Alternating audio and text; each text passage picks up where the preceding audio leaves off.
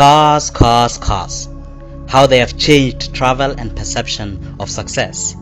Or what would we do without them? To some, it is a means of traveling from point A to B. To others, it is a way of showing their worth or status. And others, it just brings some satisfaction, although temporary. Yes, cars, as good as they come, they have been reason to some poor financial decision making. Let's get into it. When thinking of buying a car, what comes to mind? The make of the car, the color of the car, the age of the car, how it would be financed?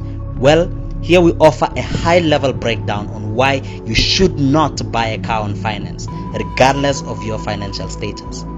The reasons we are about to mention are not exhaustive, but pretty big ones. So here are common scenarios. A graduate gets a job, and the first thing that comes to mind is buying a vehicle.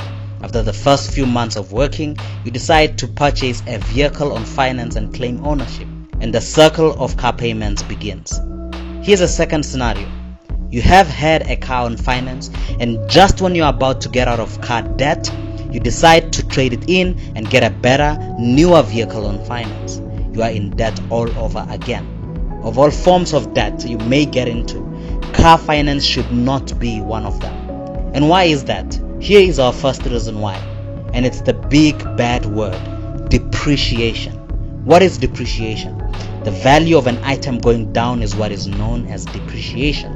One of the biggest reasons a car is not the best asset to invest in, and why you should never buy a car on finance, especially a new one, is because of depreciation.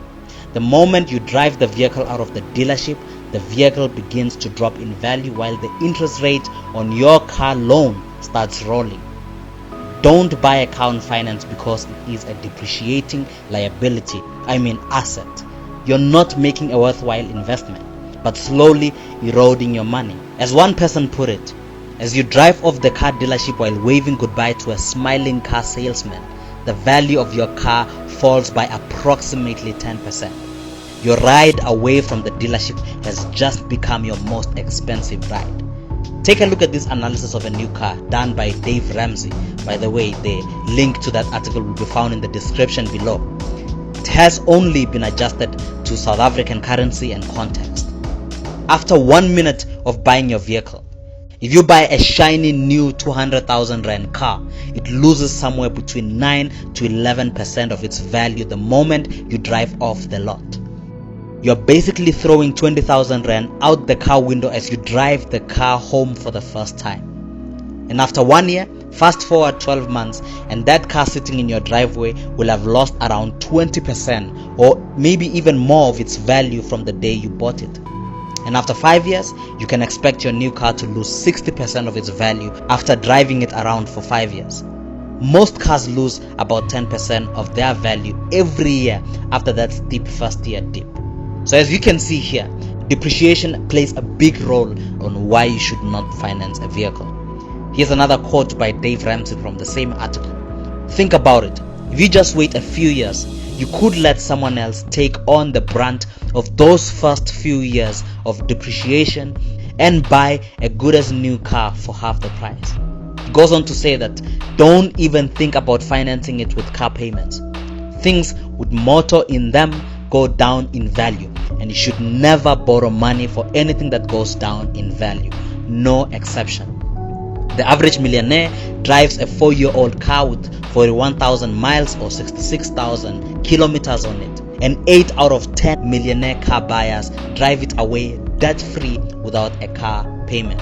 And if millionaires do this, how much more a common layman? Getting a job or a better one should not be a reason for you to get into debt, especially car debt, but should fuel your energy to getting rid of your debt. So as you can see, and as another author said, your car's value typically decreases 20 to 30% by the end of the first year, and in 5 years you can lose 60% or more of its initial value, as we had earlier seen. Why would you borrow money to buy an asset that immediately goes down in value by 30%?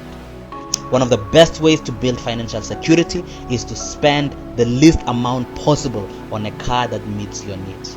A brand new car cannot be considered an asset because the value decreases as soon as you leave the car yard and eventually becomes completely worthless. Now these are quotes from some of the articles. You'll find the links in the description below. What is our second reason as to why you should not buy a car on finance? Well, because you're tying yourself in debt over a long period of time. Think about it. When you're buying a car on finance, you'll be paying for this vehicle for around 60 months or even 72 months. And by the time you are done paying for the vehicle, you won't have much to show for it after paying all that money.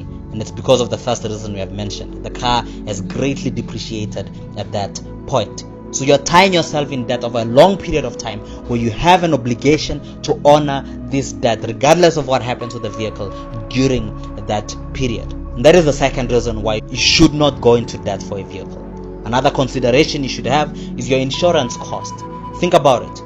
When many look at buying a vehicle, they mainly focus on the monthly car payment and they say, oh, I can afford this.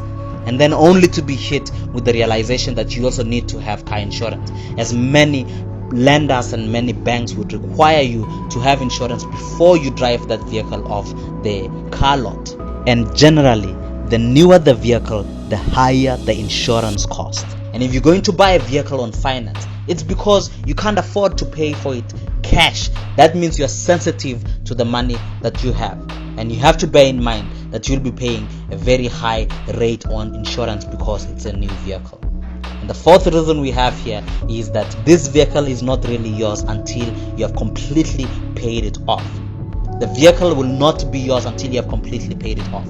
You know that whenever you buy this vehicle on finance, you will not get the vehicle documents showing that it's under your name. It's still under the bank's names until you have paid off the vehicle. And that is why you should not buy a car on finance, because you cannot make any decisions on the vehicle without considering the bank which owns the vehicle until you have completely paid it off. I hope these reasons have shed some light as to why you should never buy a new car on finance. Getting a job should enable you to clear all the debt that you have around you, not to get into debt, especially for a vehicle. Nothing you will do in your lifetime realistically will waste more money than buying a new car. It's the single worst financial decision millennials will ever make. And by the way, looking at it in context here where we are in South Africa, all these articles I've mentioned were written in the USA, where their prime interest rate is around 3%. Now let's look at it in our own scenario here in South Africa. Currently, as I speak, our prime interest rate is at 7%, and it's one of the best it's ever been due to COVID-19. And it's around that figure where you'll probably be dealing with your car loan. So if not buying a vehicle on finance, what is the alternative? Well, buy it cash. Buy a vehicle you can afford to pay for in cash. Here's an idea. Save up what you feel you can afford as monthly car payments for a few months and use that to buy a vehicle. And after buying the vehicle, you'd be surprised how long a well-maintained, cheaper, older vehicle can serve you and save you money you'd be paying for a vehicle you would have taken out on finance. And if you already have a vehicle on finance, all is not lost. Don't be content with paying the minimum required every month. Speak to your lender and work on paying it off quicker and get rid of that debt. Remember this, affording monthly car payments does not mean you can afford the vehicle. The only way you afford the vehicle is if you can buy it cash. I hope it has made sense. I hope you have gained value from this lesson. Would love to hear from you. What are your thoughts on this? And what are your considerations when thinking of buying a vehicle? You can leave them in the comment section below. And as usual, if you have gained value here, please subscribe to our channel, like this video, and share this video to those you think it might help. Till next time, cheers.